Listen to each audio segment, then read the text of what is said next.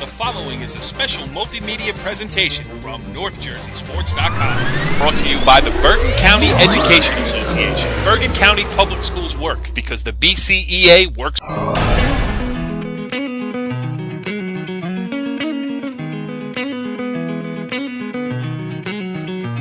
are in the circle. NorthJerseySports.com's original multimedia series talking all things North Jersey softball. This is Season 1, Episode 4. I am Corey Doviak, being joined by my co-host, Ramapo assistant coach Mark Auggie, what's going on? Oh, another tough one today. Another tough one, Corey. Yeah, well, can you actually call me on a day we actually win a game? Auggie, it's a weekly show, man. You got to win. You know, that would mean you have to win a game a week. I got to win on a Monday. Well, yeah, it was a tough one today. I was up there for a little bit before the rains came. A tough, hard-fought 16-0 loss against IHA, and I'm not even saying that kidding around. It was 3-0 going into the fourth inning. You had a chance to score a run or two in the first inning. So really, you know, that score doesn't really tell the whole story there. But, you know, one guy whose opinion would be interesting to get is our other guest this evening. And now usually, we do a whole preamble to the show. We talk about our thoughts, things going on around North Jersey softball, things like that. But when you get a guest of this caliber, you can't leave them waiting on the line. You have to bring them right into the guts of the show. So let's start it like this. Start spreading the news. I'm leaving today. Sing them if you know them, Auggie. Sing them. I want to be a part of it. New York. He is IHA head coach Anthony Larezza. Sinatra is in the building. Ant, thanks for joining us here on In the Circle. Thank you so much. And the Sinatra is a good plug, you know, because I tell my team all the time, like, who's the greatest quarterback? You know, I tell them Dan Marino, Joe Montana, they're both Italian. You know, who's the greatest opera singer? Enrique Caruso, he's Italian. So, you know, you came out with Frank Sinatra. I'm glad you didn't play Elvis Presley, you know, because he's not Italian, so I'm glad you played Frank Sinatra for me. So it kind of helps my argument a little bit. Well, I'm sure Auggie feels the same way. Anything we can do to help the IHA softball program gain some motivation is certainly, you know, we're more than happy to do it. But we got a lot to talk about because, you know, we were going to save you for the end of the season or later on county tournament and stuff like that. And, you know, forget the fact that the two guests that we had lined up both canceled on us. So, you know, but it's a great time to have you on here because we got to talk about this start that IHA is on. I mean, you're the three-time defending county champions, defending state champions, number one team in every poll except the NorthJerseySports.com poll because we haven't put one up yet, but we will. You know, it's been an unbelievable start at 12-0 here. Just give us a little rundown of where IHA is right now. Well, you know, we're playing well, obviously, and I think we're just starting to hit our stride now, you know, like 10, 12 games in. You know, we're starting two freshmen. We have, you know, like Reagan Jones and Reese Rivera. And we have a couple sophomores in the lineup also. So they're, you know, they went through some, I don't want to say growing pains, but they went through some, you know, growing pains, you know, early on. But we have a good senior group, a tremendous senior group. That's just an unbelievable, all time. Yeah. Oh, it's just, this is like a class that, you know, you can't even replace it. It's just amazing. They've been playing together since freshman year starting, you know, and it's just, it's coming to a head now, and our lineup just doesn't quit. You know, it's you know, they hit the ball out 1 through 9. It's an amazing thing to watch. Yeah, and you got left-handed bats, you got right-handed bats, you got bats off the bench. I mean, really, it is impressive to watch. I mean, I only got to see a couple innings of it today, but you know, once county tournament comes around, I will be as I turn into every year, the IHA beat reporter. You know. Every big game I'm covering it. So, Auggie, go ahead. Ask, well, you saw it up close and personal today. Well, you know, what do you want to talk to Ann about? Well, first of all, you're probably going down with probably the best pitcher maybe in state history by the time this thing's all said and done. And obviously she was on her game. But you were just talking about this senior class. Is this the winningest class in, you think, in IHA history as far as the 4 years? I mean, I think one game last week. I want to say I think it was the Hackensack game when we went 8-0 or 9-0 or whatever it was. That was their 100th win. You know, so you know, they obviously have like 2/3 of the season to go yet. You know, if we, you know, knock on wood, we're on through the states and counties. you get those extra games every time you win. Yeah. So I think they have the chance to, play about 21, 22 more games.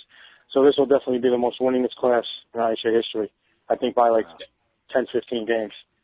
So. And Anthony, yeah, it really is crazy. And Anthony is one of the most active local coaches on Twitter. I love him because I can follow along here. I saw your tweet today.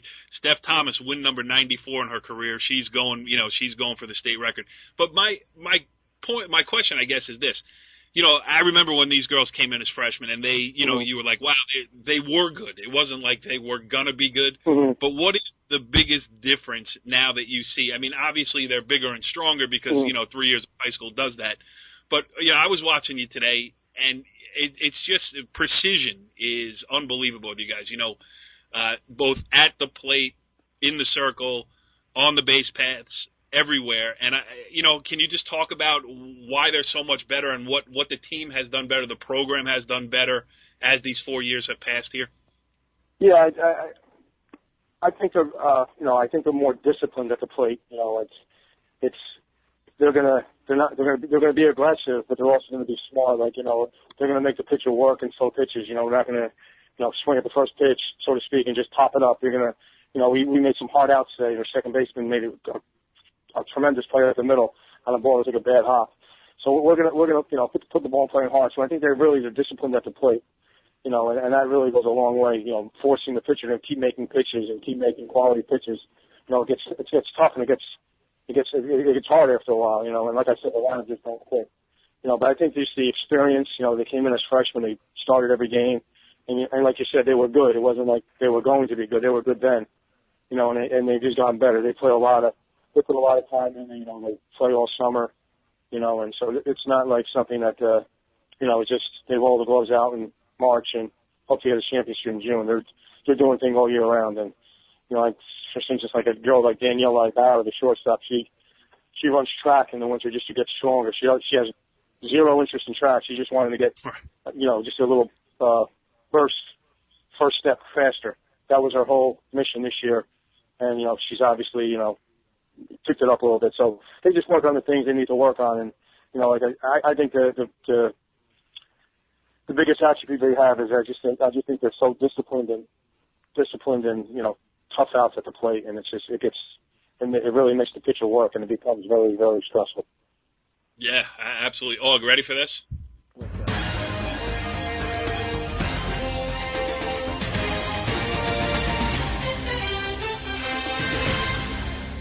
Time for Augie's fun fact. Hit him, Augie. Is this the fun fact time?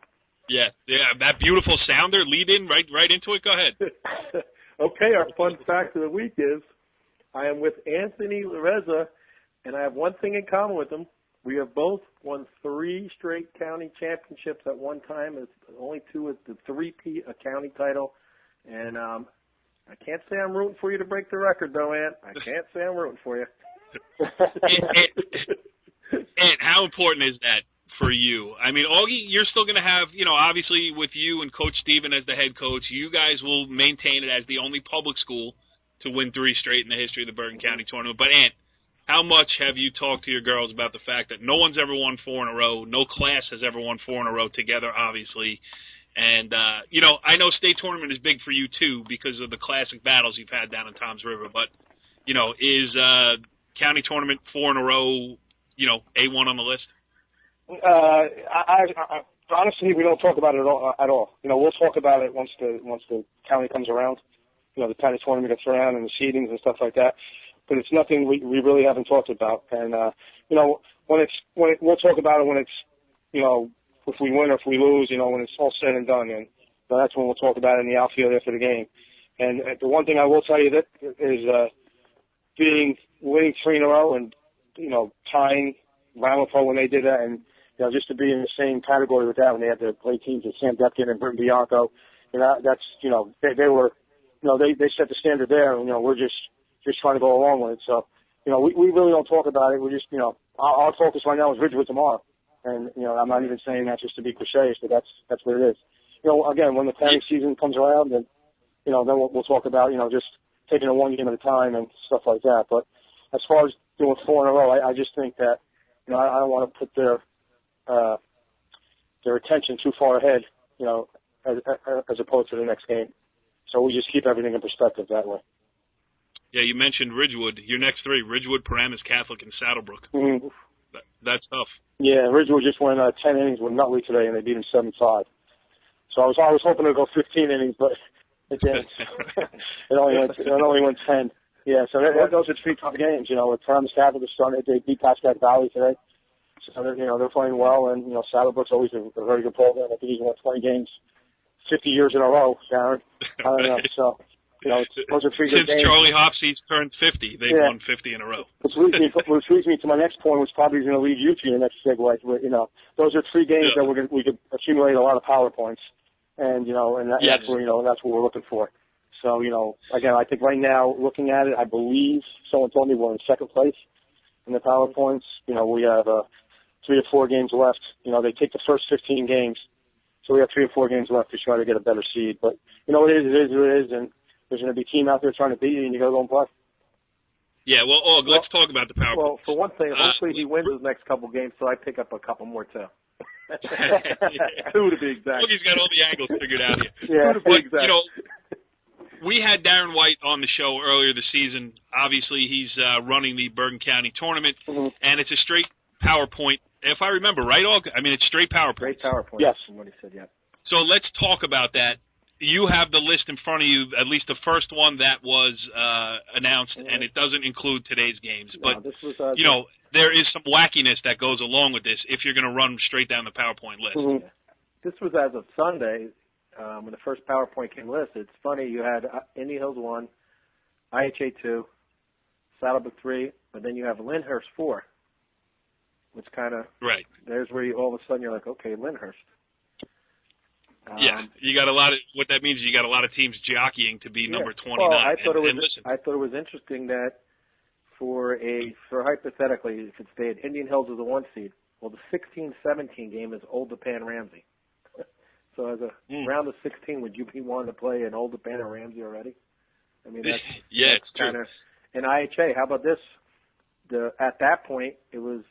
PC was 18, so you could have been, seeing PC in the round of 16. I mean, it's crazy. PC, like Anthony said, there's still 3. Most teams have 3, 4, 5 games left to get to that cutoff. But and not even don't even comment specifically on your team. I don't mean to put you on the spot and say hey, rip apart the PowerPoint system. But what can be done to make it a little bit more equitable? And listen, Indian Hills is the defending Group 3 state champion. They're definitely, we've been talking about it all year. IHA, Indian Hills, Immaculate Conception. But there is still that little space. And I was at the county final last year. I saw what happened there.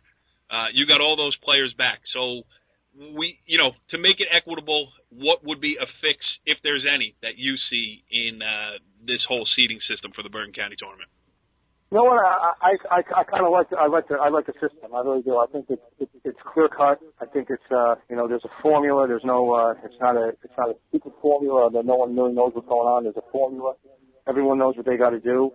It was put out last year. Everyone had a chance to go out and play independent schedule, and rack up some points. If that's what they wanted to do. So I kind of like it. Now going forward, teams now know that if you're in a Group 1, like for instance. Like Lyndhurst, I believe they're Group 1, or Saddlebrook, for instance, they got over 200 points. So he goes out and down, he plays a good independent schedule, and that's how you're going to get your points. So Indian Hills play high points, and I'm sure they got a lot of points with that victory. So I kind of like the system. I really do. I think it's I think it benefits. It makes it again if you're into the point system, and the seeding, and I think it forces you to go out and play teams. And if you're that much worried about your seeding, and I just think more teams should do that. Especially like you take like a Lodi Immaculate. I think at one point they were like 6 or 7-0. They had 60 points, which wasn't a lot at all.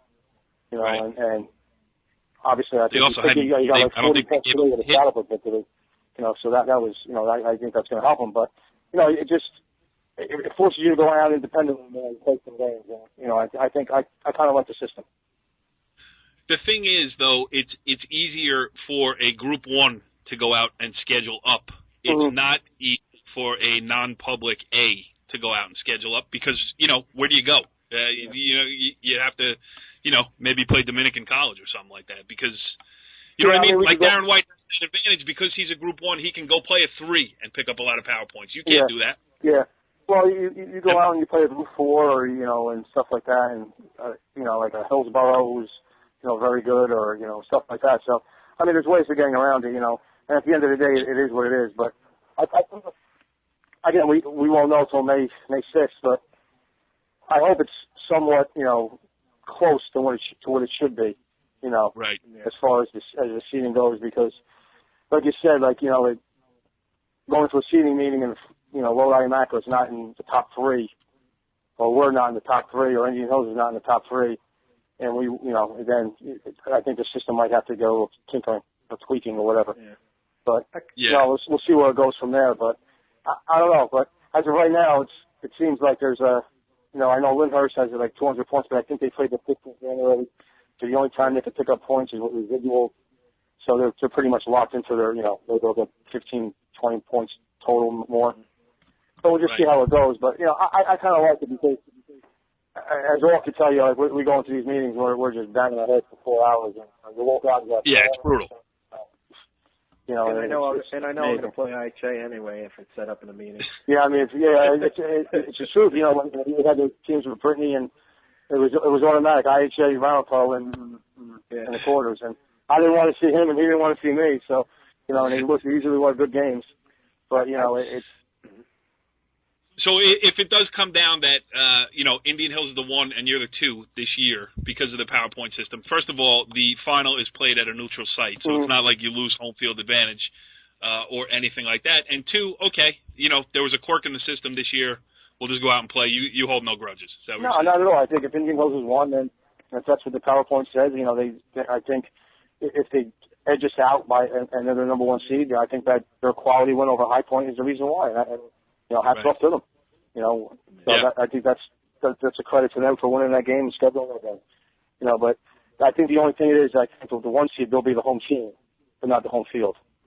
So, that does make a difference. It does that could make a difference, trying to get those last playoffs to be last that bad. So, but that's the only thing. But again, I kind of like the system, I really do. I think there's a lot of good to it. Maybe, I'd be even open to tweaking it a little bit, maybe, here or there, but I think the system's good. I think they actually use it in soccer and football too. So. Yeah, well, it's good to hear. It's good to hear that that's your take on it. They're using it in everything, I think, as far as. All right. But you know what? The only tweak I would make, though, honestly, we were talking earlier before the game, is okay, granted, some of these teams are PowerPoints, so smaller schools will get in, but they're getting their PowerPoint, say, whatever school, 7-4, and they're beating another one that's 7-4 in their own group. They're not going through the same gauntlet as like a Ridge would in a parameter. So teams are going through that tough have to play in their league, which is very tough. It maybe ends up a little less PowerPoint wise to one of those smaller schools. I think, in my opinion, that's just my opinion, that I would like to see them seed the top 16 and then PowerPoint the rest of it out. I think that's a great idea. I think you should. That's. I might have to bring that up. That's a great idea. Maybe you see. Honestly, maybe you see the top 8 or something like that. Then you PowerPoint from that. Yeah. That's a great idea. I would be open to that. See what happens here on In the Circle. Magic happens. We're reinventing the wheel here. Come on. I know I was going to ask it here, but it's your question. Why don't you ask Anthony that interesting, that hypothetical that we talked about before? We were talking hypothetically. Anth, you're one of the best coaches out there. You've been successful at MKA, IHA. Do you think you ever will decide maybe to coach a public school, or are you just going to stay where everything's rolling along? Down the road, would you think about it? Absolutely. I think it would be a different challenge. As far as people say I'm a great coach. It's all about the players. Nah, that's garbage. I got Steph Thomas. Well, I tell people, like, yeah, how are you going to win this game? THOMAS. I write that on the lineup card, you know, and that's it, you know. But I think I definitely would like to coach a public school one year, you know, one time for my. I just think that would be a great challenge. Yeah, actually, just to see, you know, and I think with something like that, it's you know, you got to actually get really more involved, believe it or not, and you got to go down to the middle schools and, you know, make sure they're staying in school and make sure they're staying in the program and stuff like that. But I think it would have to be the right situation, you know, as far as the right public school. I couldn't go to a school where they didn't really care about the athletics or the softball or something like that, because then you're just beating your head into the ground, you know. But I am a Palisades Park High School alumni, and I'm just going to write the note right now. Anthony Larezza, not the guy for the Pal Park High School job. That would be a challenge. That would be a challenge. It would be a challenge. Hey, Mark Cieslak was the head coach of the Palisades Park girls softball program many years ago. Right? And he was successful, wasn't he? Yes, he really was. Yeah. And now he went the other route. He went from public. Now he's at the Catholic. So he went. Yes. So maybe we'll take opposite routes. So yeah, but I definitely would be open. Absolutely, you know. No, but you know, I think it would be fun to watch, at least from my perspective as an outsider who didn't have to do any work and could just show up and cover a game. Because, like, listen, IHA is what you've done there, and you know, IHA has always been a good softball program. But they had trouble getting over the hump to win those county championships. You come in there, and now people say, like, oh, IHA is a juggernaut, but you got to realize all the work that went into that to get it to the point that it is now. I mean, I know all the stuff you do with the club teams and everything else, and it would be interesting because, maybe collecting, 30 whatever trophies, it'd be great for you, but it would also be at some point maybe you get to the point like, well, I've done everything there is to do at IHA. And again, I'm not pushing you out the door. I just think it would be definitely an interesting you know case something I know. We got the Phil Jackson of the NBA on here, and we're thinking if you can come back to your hometown and bring the program back. Yeah. Let me just put this out there. Can I just throw this out there right now? Yeah. Well, any public school that's looking for a coach, I would sit down and talk to you. How's that? Well, that's as good as it gets here. 22 minutes in the circle. I might have to cut that out and move it up front. No, but absolutely. Let me get your perspective on something else here. Let's take IHA, Indian Hills, and Immaculate Conception out of the mix. Okay. I think from 4 through 16 in Bergen County specifically, North Jersey in general, this county tournament is going to be fun.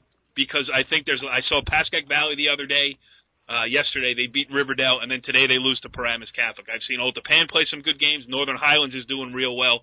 Have you gotten a sense of the rest of the county, and is there really as much parity as I think there is out there? Absolutely. I mean, I think you hit it right on the head. You know, again, you take any one of those teams. Those are games like, you know, that I could see them winning or I could see them winning, and it wouldn't be a shocker at all. You know, It really is this year more than any that, you know, a team could beat any team on any given day, and you see the scores in the paper.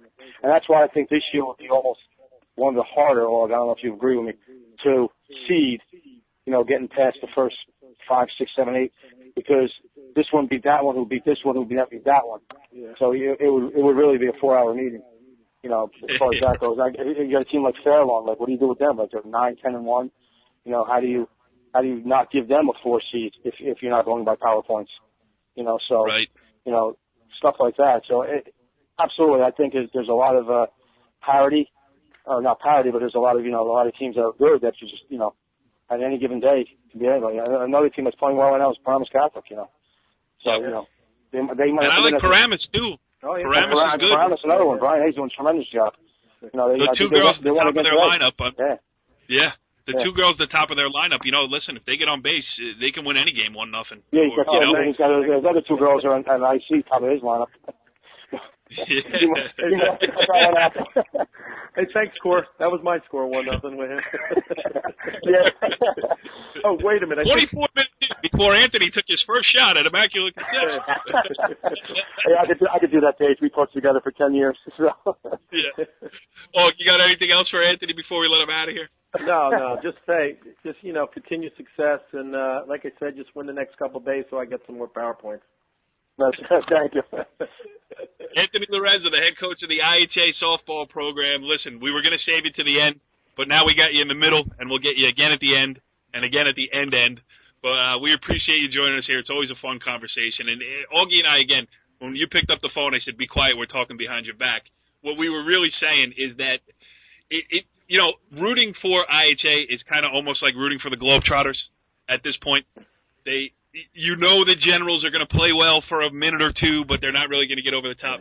But listen, I think the way you handle it, and I think your attitude, and also, you don't walk in there, you don't rub it in anybody's nose. It's, you give credit to the other team where credit is due, and I think you're winning a lot, but I also think you're winning with a lot of class, and I think that says a lot about you, and it says a lot about your program. I appreciate that. I really do. Thank you so much. Well, Auggie, that was fun. When you get Anthony Larezza talking softball for close to a half hour there, you're going to learn some things, and how about that? Any public school interested in a coach, I'm willing to sit down and talk. How about that? That's pretty good. I'm just afraid for those freshmen who just came in. They're probably like, what? What are you talking about? When's the next bus to Lodi? But our guest list fell through this week. Anthony helped us out of a tight spot, but I'll tell you, I could talk to him all day. And you know what? We just did it. Yeah. Because he is. And that's after I got beat 16-0. So it wasn't so bad. You had a chance in the first inning. What'd you have? Second and third, one out. Second, third, one out. And honestly, it was a 3-0 game until it started to rain. Once it rains, we definitely can't play in the rain. You got no hit by Ridgewood in the rain. You gave up. We were 3-0 game. You know what? The scary part was 3-2 at that game. So if it starts raining, I think I'm just going to get in the car and go home the next time we play. Just leave right in the middle of the game. Collectively, as a show, we have to do a better job of lining up our guest list maybe before, Sunday night or Monday night when we plan on doing it. Hey, but it was a holiday weekend. That's true. The Easter Bunny was in the way. And I got a brand new feature for you here, and it's a minute and 3 seconds here. Now we'll end the show with this. Now I don't know if it's going to be a regular part of our show, but our first ever youth segment, and this is an interview that I taped earlier tonight. Please have a listen.